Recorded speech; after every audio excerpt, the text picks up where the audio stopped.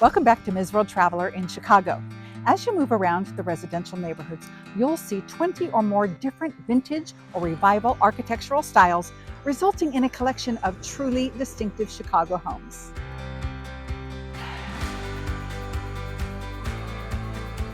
One of the things I really enjoyed about my time in Chicago was driving through the various neighborhoods looking at houses. Some have been completely redone in contemporary style, but they still seem to blend well with the traditional style bungalows, four squares, graystones, and two flats, making it a fun way to pass the time while sitting in traffic.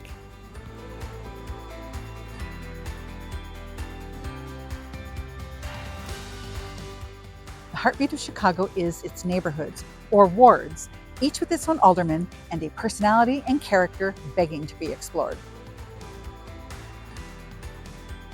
The Great Fire of Chicago in 1871 had a devastating effect on the city, as well as how neighborhoods formed.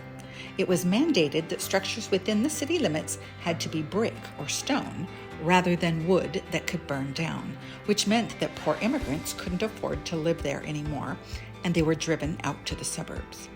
Andersonville, nicknamed the shop local capital due to its 300-plus independent businesses along Clark Street's commercial corridor, became the largest concentration of Swedish immigrants in the U.S.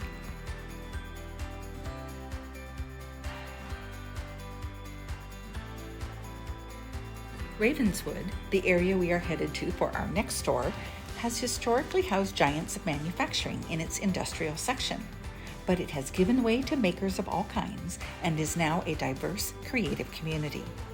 To celebrate the rich history of arts and industry, a sculpture garden was commissioned in 2021, with new works to be added over time. It is here, in this peaceful place, that Shea Morrill chose to open her store, Molasses.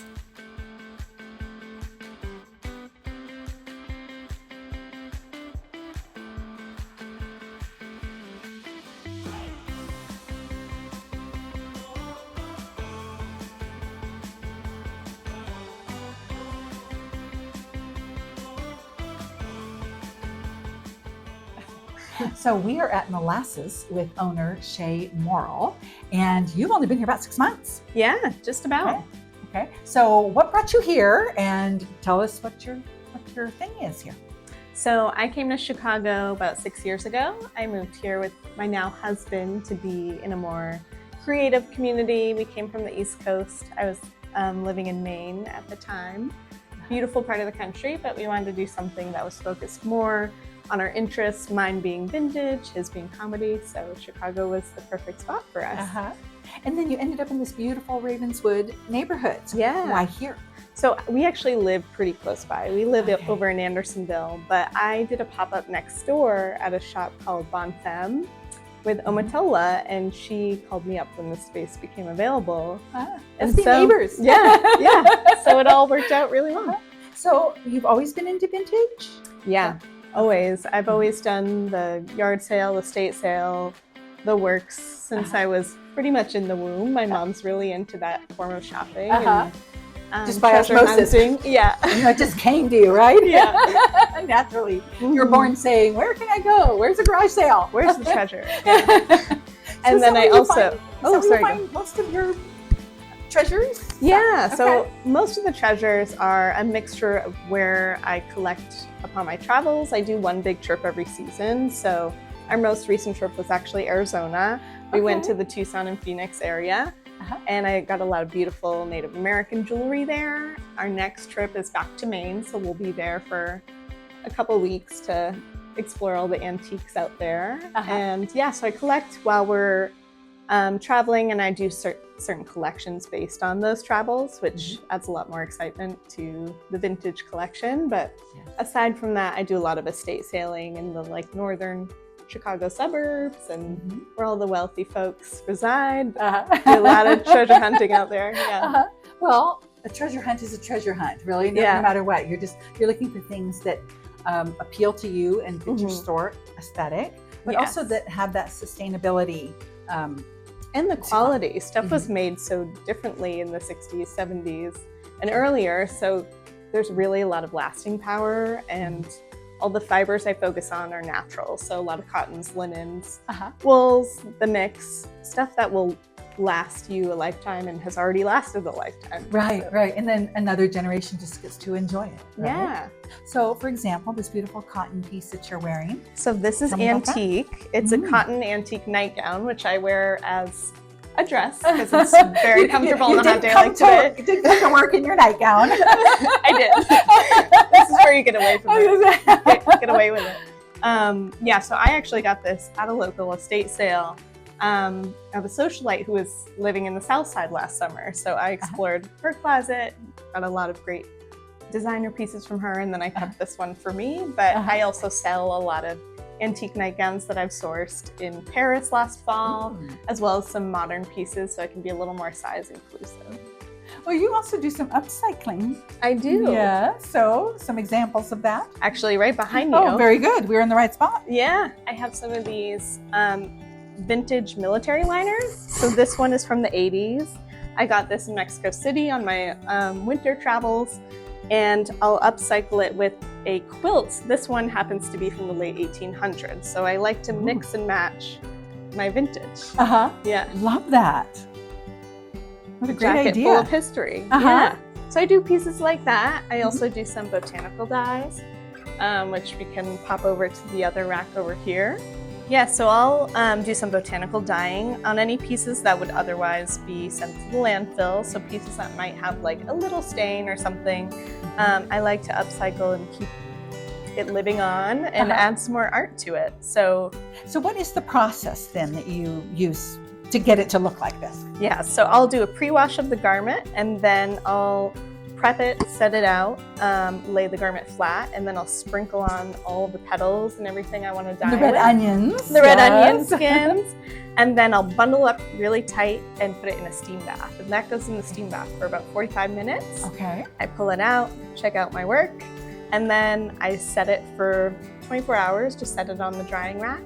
And then I'll do a firm press before I wash, just to really set the color. It doesn't smell like onion when you're done. No. What I love about the process too is maybe because it's also mixed with the rose petals, but you don't really smell the onion skins at all. It just smells like an herbal apothecary in your kitchen. So it's a really enjoyable experience while you're... So your husband doesn't say, what is No. that horrible smell? No, what are you not doing at to all. that poor shirt? He ferments, so he's got the stink. Great. Well, that's beautiful. Thank you. So you also have quite a collection, as you were mentioning, of these beautiful nightgowns. So let's go have a look at those. Sounds good. All right, so this is my collection of antique nightgowns. I like to carry both a mix of modern and antique, but these I actually sourced in Paris this past fall, just before I opened up the shop. Well, we love Paris. Yeah. And it kind of looks Parisian, doesn't Yeah. it? This beautiful, delicate embroidery work here. Yeah. Yeah, this one's a little more delicate than what I typically carry. A lot of them are the antique French linen, which are very hardy. Oh, yes, this feels much more hardy, doesn't Yep. it? Yes. And so you can wear it at this level. You could wear it as a dress. Oh, yeah. This one is a nightgown. You know, it's Or if you it's want to pretty do sheer. something a little sexy, you could certainly or something over the top of Carrie it. Bradshaw black underwear with it. But yeah, for my comfort level, I would do something thicker. Or you can always fashion it over a bathing suit for the summer. That's a really good way to wear it. Sure. And you said you have this mix of modern as well. So are these some of your modern pieces? Yeah.